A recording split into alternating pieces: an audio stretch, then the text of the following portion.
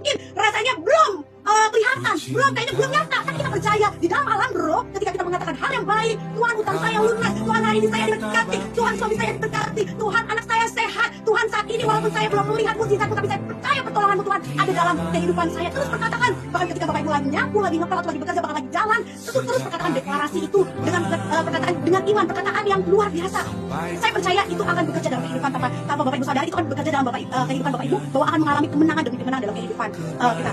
Mengapa sih kita sering merasa ketakutan? Karena kita tahu ketidakpastian akan masa depan. Seringkali berpikir kayak gitu. Aduh Tuhan, masa depan anak saya gimana nih Tuhan? Aduh bagaimana nih pekerjaan suami saya Tuhan? Suami saya gak ada pekerjaan. Aduh Tuhan, saya ditinggal.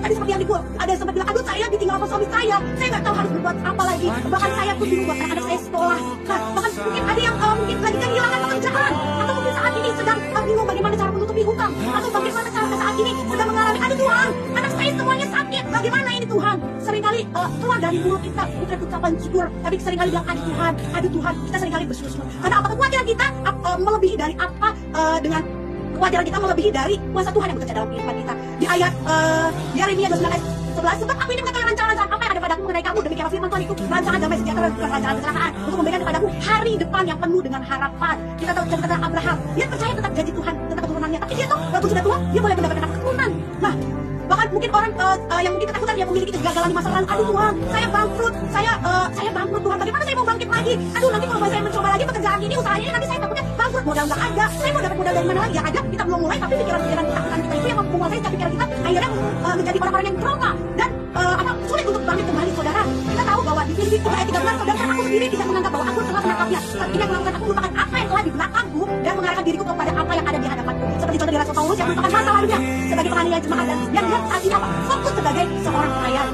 Saudara, seringkali orang juga takut akan penolakan atau sering dihakimi sama orang lain. Ada sering orang, aduh nanti kira-kira saya ditolak nggak sama orang itu ketika kita masuk dalam komunitas. Aduh saya orang miskin, mereka banyak orang kaya.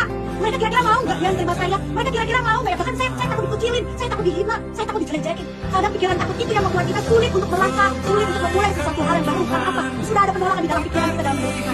Bahkan ketika kita memiliki kekurangan atau kelemahan diri, aduh aku nggak mampu Tuhan, aku nggak bisa melayani, aku bisa melayani apa? Aku nggak bisa apa? Aku nggak bisa apa? Aku nggak bisa melayani Tuhan, aku nggak bisa tahu firman, aku nggak bisa melakukan hal-hal. Saudara percayalah, kita sudah bilang perkara, setia dalam perkara-perkara yang kecil, pasti Tuhan kasih perkara-perkara yang besar. Itu dengan mungkin saya sebut, ada kali saya bilang apa? Saudara saya ini dari orang yang tidak sebenarnya di saat apa saya nggak bisa berdoa, saya nggak bisa bawa firman, saya tidak bisa bernyanyi. Tapi kalau saya bilang saya ketemu banyak banget, bahkan saya nggak tahu nada, saya nggak tahu lagu, saya nggak tahu banyak hal. Tapi setia, ketika kita setia mau belajar, ketika mungkin orang-orang komunitas kita, ayo kamu belajar untuk memuji Tuhan.